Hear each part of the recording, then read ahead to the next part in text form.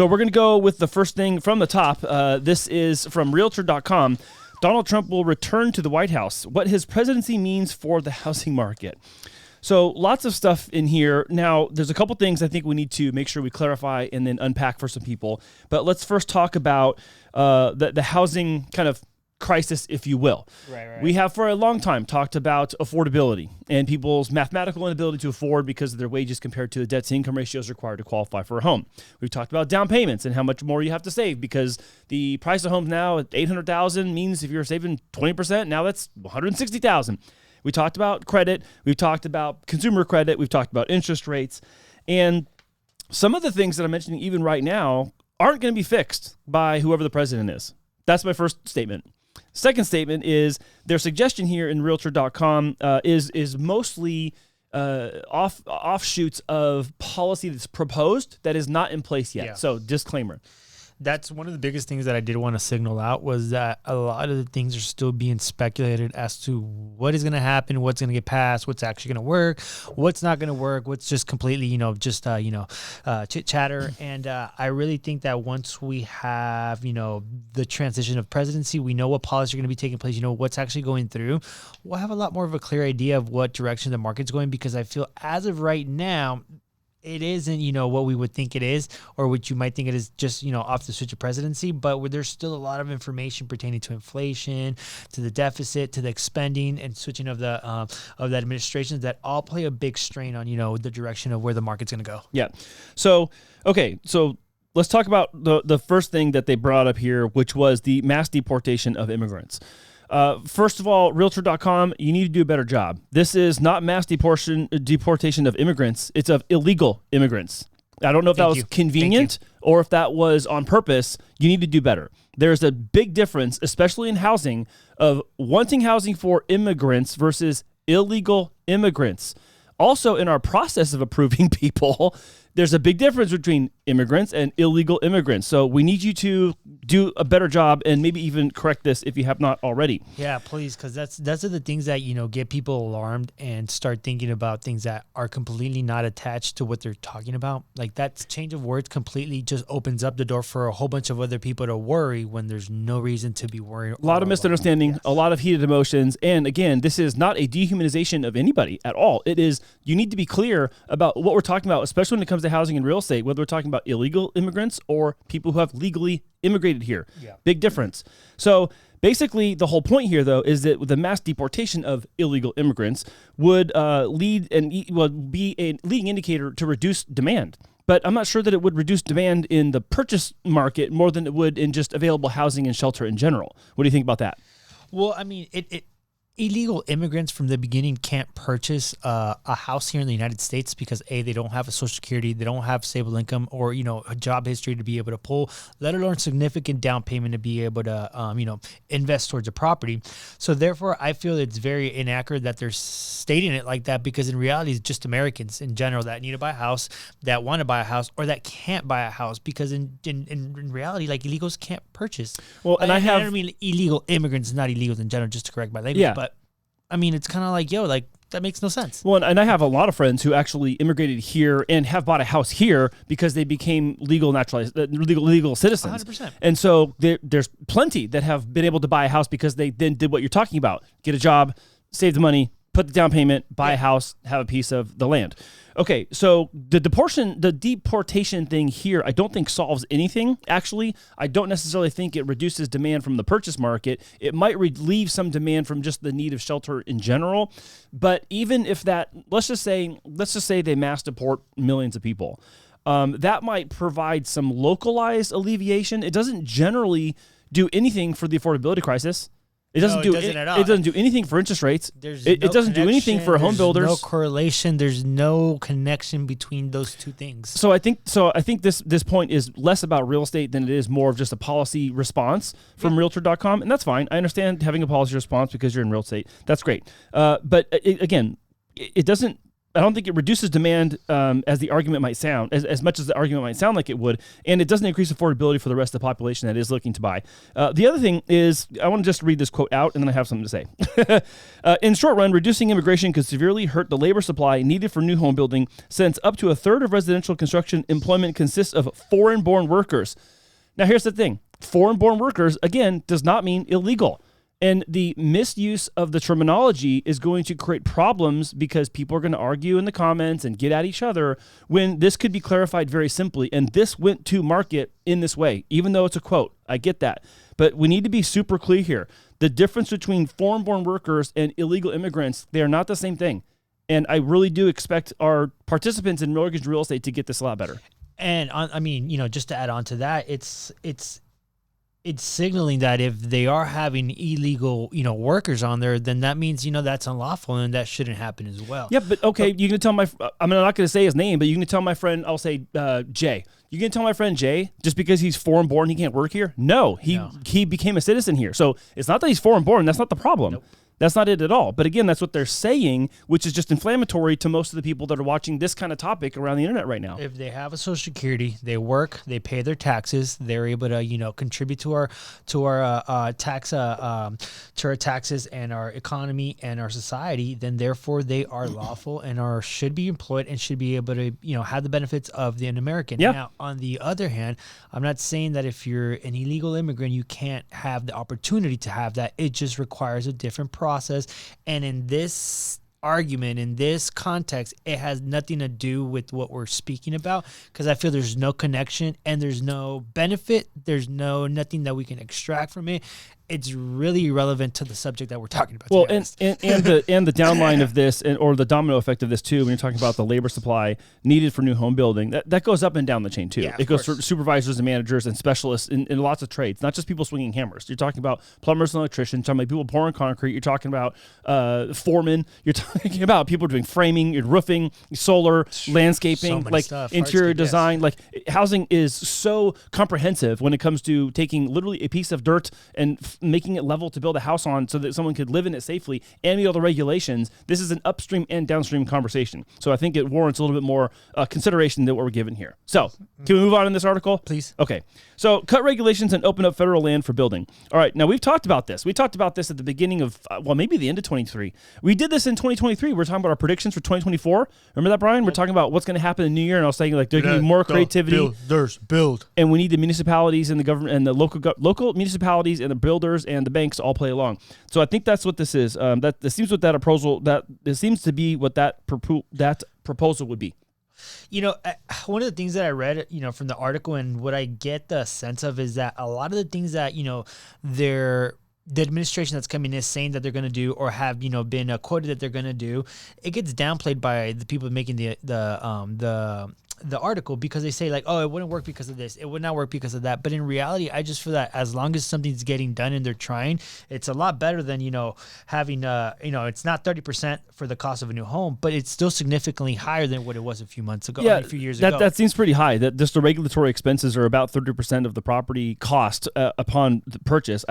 Again, that's very relative, I'm sure, place by place, because regulations in municipalities like San Diego, Los Angeles, let's say Dallas, Texas, Miami, New York, this can be way different than in some more rural areas where there maybe are not as many restrictions when it comes to housing and the permits required, et cetera, et cetera, et cetera.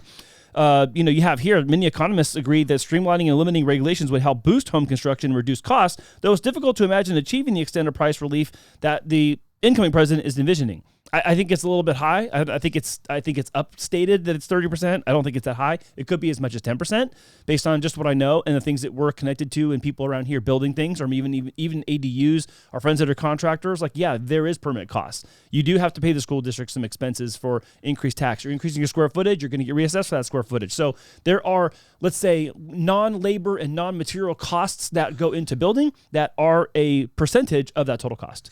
And beyond the bold promises and, the statements that are being made, whether they're true or accurate or not, I just feel that this is the problem that everybody's experiencing, that everyone is feeling. And even though, whether it gets done or gets done, there's being steps forward to how do I say it, to be able to alleviate the pain points of the Americans that are, not being able to, get their house, not able to pay their bills, not able to, pay their rent. So I think anything that is moving forward or helping bring the cost down or even giving ideas of, what can happen, what we can do, that's all positive things that, gets the ball rolling so that we do find solutions. We got to try something. I think it was one of the presidents that said, try something, and if it doesn't work, try something else and keep trying until something works. You're going to have to. You're going to have to. And if we know that it's an issue and, cutting regulations, that's great because we know we have a solution at hand. It's just people are hindering themselves, or I don't know why they don't want to, open up that land or, those restrictions to be able to accommodate for more housing. Yeah, I mean, some of those things are going to get tied up in bureaucracy and courts and that kind of thing. That's just kind of part of it. But if you can loosen some regulatory stuff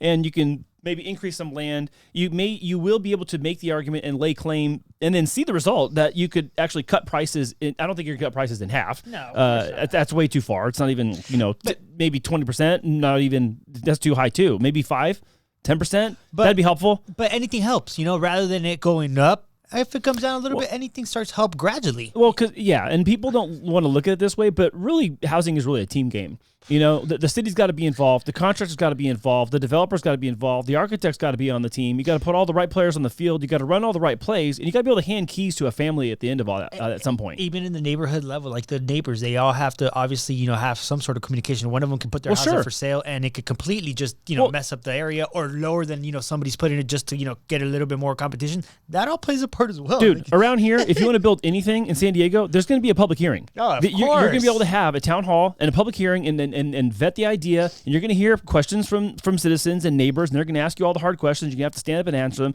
And I'm not saying I'm not being a sympathizer. I'm just saying that's part of the process. Yeah. So that being part of the process, there is the potential for cutting regulation to increase more housing, but it's still going to go through all the same loops, or not loops. It's the jump through all the same hoops that you'd have to if you were going to build it in your normal circumstance. Until that changes, it has not changed, and you should expect that they're going to have to go through all the normal crossing your T's and dotting your I's. As they should. But I mean, in that sense, I feel that, for permitting, for regulations, for access of building and things like that, inspections, special inspections, there is enough resources, and we've seen how resources get allocated for the help to be, granted, for people to get hired to do these expedited processing for, permits, plans, inspections. So I feel that we're just not taking the right measures to be able to allocate the right funds, because the money's there, I believe. And we've seen the country, states, cities spend fervently. And I just feel that, if we allocate the right resources to the right places, a lot of these things will start getting alleviated. I'm not saying they'll get fixed overnight, but it's the start. I think it's just going to take one or two things. I think it's either going to be a policy, and then it's going to be a developer or a city that's going to go first. And then it's kind of like when one person goes through the door, everyone else can go through the door too. And I think that when that kind of happens, it'll create some momentum. And I'm looking forward to that. Yeah, no, 100%. I'm right there with you on Let's quickly talk about the pressure for the Fed to lower interest rates. Yeah. This one I have, I have a nonpartisan appeal on this one, which is, first of all, number one, the president does not set interest rates. Number two, Jerome Powell sets the Federal Reserve's overnight lending interest rate. He does not set mortgage rates either. But both of those people can be very vocally, publicly about what they think should happen and how it should happen and when it should go where and why. And right now, there's some tension between those two guys. Yes, there is. Already. Yes, there Already. is. Yes, there is. But you know what? I'm kind of glad there is, because it's going to go back and forth. It's going to go back and forth, back and forth. I need you to do this. We can't do that. I need you to do this. We can't do that. And eventually they're going to have to come at a meeting ground, at a middle ground, to see what they're able to do.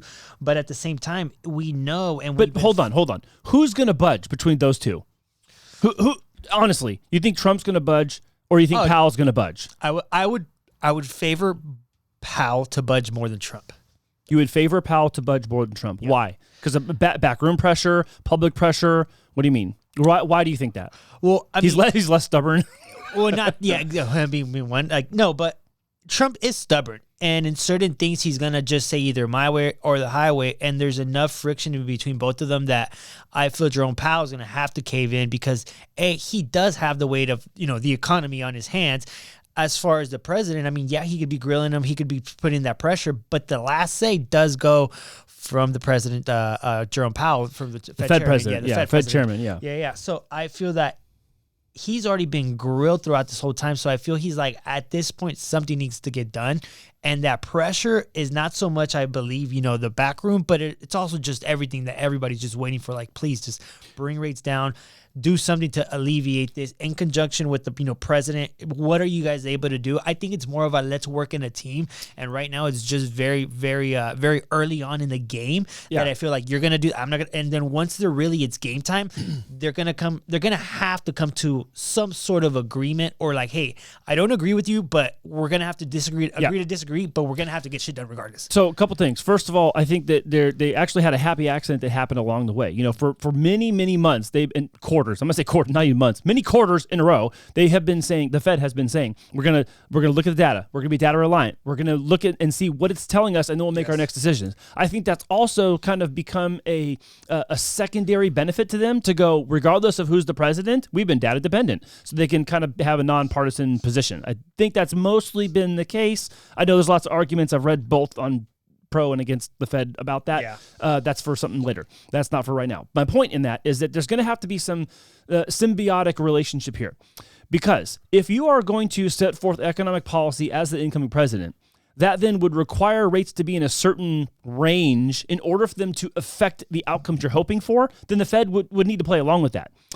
Or if you're saying, oh, well, I'm going to be the incoming president, I'm just going to hitch my wagon to whatever the Fed says, then now you're going to be whipsawed around by whatever the economic outcomes of the Fed decisions are, which, again, may not necessarily play into the policy changes you're hoping to have effect by having the rates go where you want. Yeah. So I think there's going to have to be some working together, even though there's stubbornness on both sides. I agree. I really think so. So, I think the posturing and the news headlines right now is very interesting when it comes to Powell and Trump. Yeah, I saw one that said, Powell dares Trump to fire him and try. I'm like, whoa, it's like a telenovela out here, dude. Well, and again, it doesn't necessarily help you to throw someone into that position that's just going to, be like a lapdog. Because, again, you can't just have a lapdog that's going to say yes to everything when your idea is bad. So it has to be for ideas that are economically going to work and actually cause change that's positive, bring down national debt. You're going to have price stabilization without saying price stabilization, because you can't have like certain caps on things, whatever. There's so much inflammatory rhetoric that's being flown around that it's really becoming more difficult for people who don't follow this regularly to kind of see through all the garbage that's being tossed at them. Oh, 100%. I mean, that's another whole story we can get into. And I say that mostly about like the price controls thing. Like this whole grocery store thing that I hear everyone talking about, and eggs and milk and bread, like the whole thing, like it's the staple stuff. It's the at your dinner table kind of conversations. And yeah, okay, I see those things go up, and they've been more expensive now than they were a couple of years ago. I don't see them going back down. Yep. I see their price increase slowing. I see inflation slowing, but I don't see any negative sign in front of any of those over year. So until that happens, we're not returning from $6 organic milk to $3 organic milk. It's just going to be from $6 to $6.05, then to $6.15, $6.30, and $6.50. So that's just a slowing of inflation. It's not a return to the price that it came from. And so the inflammatory rhetoric around that, I hate. Inflation is down. Inflation is down. No, inflation has slowed. Inflation has slowed, not gone down. It's slowed.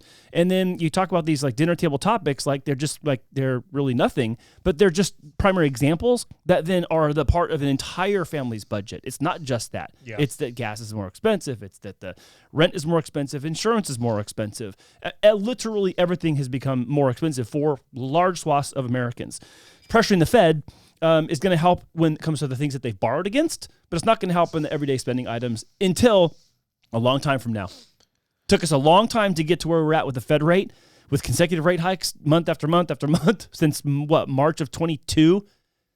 And now it's going to take months and months and months and months to get us back away from those highs that we saw. And it's not going to happen overnight. We're already seeing mortgage rates stay higher than usual. And I just feel that, like I said, until we really get, some actual policy moving, we get some more stuff rolling that's actually concrete, and it's not just speculation from what's going to happen into the next presidency, a lot of things will be more clear. And I think, moving into this year, I think it's going to be still so volatile because the exchange of presidency, what are they going to do to switch it over?